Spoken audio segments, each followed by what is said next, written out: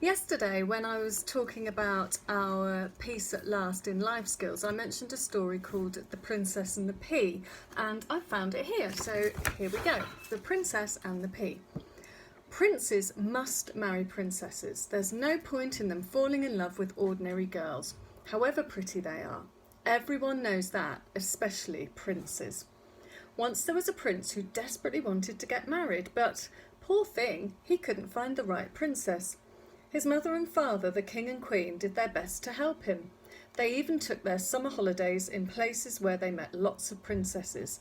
And when they got back, they'd say, "Oh, by the way, we saw this lovely girl." The prince would smile and say, "I bet she's a princess." And his parents would reply, "How did you guess? We've got her address. Why don't we invite her for a weekend?" Unfortunately, the prince, there he is, never managed to fall in love. In fact, he was once engaged for over a year to a princess from Transylvania, but in the end, their engagement was called off. Quite right too. They would never have lived happily ever after.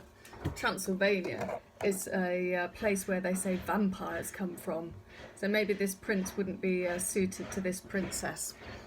One dark November day, a storm blew up. The wind lashed the palace roof so hard that tiles blew off like a storm of confetti. Trees in the royal park were uprooted and the river burst its banks. It was so gloomy that the lights had to be put on by 3:30, and the king hated wasting candles. And it was so cold that the fires had to be banked right up, and the rain, it bucketed down. Not even the royal dogs, who lay sorrowfully in their baskets dreaming of sunshine and rabbits, wanted to go out. There's a poor royal dog looking very sad. About 8 o'clock, there was a knock at the palace door, and a servant was sent. He came back and whispered something in the king's ear. "Who says she's a princess?" the king asked, surprised. "The young lady at the door says so, sire," the servant said. "She says she's lost her way. She's soaked through." "A princess out in this weather? Whatever next?" exclaimed the king. "Oh well, I'd better come." But the prince was there before him. He was already on his knees before a most elegant-looking lady. There's the princess. Well, she says she's a princess. In fact, he was on the point of asking her to marry him. Luckily, the queen arrived in the nick of time and whisked the young lady away to change her wet clothes. "Well," the king said when the queen came back downstairs, "is she a princess? I bet she's just a pop star or a prime minister's daughter like all the other girls he falls in love with. I'm beginning to hate the word princess. I didn't have so much trouble falling in love with a princess in my day." He smiled fondly at the queen. "I think I'll have to give her a test," the queen said, "and hope she passes." "Test?" queried the king. The queen explained. "A pea? How can you tell if she's a princess with a pea?" puzzled the king. "You just wait till morning," the queen said, smiling. Next morning, the king paced up and down the sunlit breakfast room. "Isn't she up yet?" he asked his wife. "I hate people who lie in bed all day." "Patience," said the queen. "Let's see if my little plan has worked." At last the young lady appeared. The king gasped. She looked awful, as though she'd never slept at all.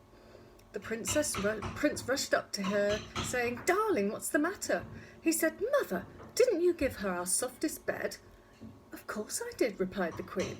"I put 20 mattresses, one on top of the other, then 20 eider-down quilts on top of them. What could be softer than that?" And that was the bed that the princess slept on. Look at all those mattresses and all those duvets. "Oh, I feel black and blue all over," the young lady complained as she dropped into a chair. "I'm covered with bruises the size of potatoes. That was the most uncomfortable bed I've ever slept in," as she's explaining it to the prince and the queen and the king. When he heard that, the prince turned pale with fright. What if she left the palace and he never saw her again? "But I did get a little sleep eventually," the young lady went on. "At about 4 o'clock I couldn't stand it any longer, so I got out of bed and felt under all the mattresses. You won't believe what I found." She held something out in the palm of her hand. "A pea?" said the prince. Can you see it if you look closely? She's holding a little pea. "Who left that there? I'll have their head chopped off." "A pea? said the king happily. "I understand now. Only a princess would be kept awake by a pea under her mattress." 20 mattresses, his wife reminded him. So the prince and princess were married and lived long and happily ever after. And every night before they went to bed, the prince, even when he was king, checked under the mattress to make sure that no one had ever put even the tiniest pea under there. So that's the story of the prince.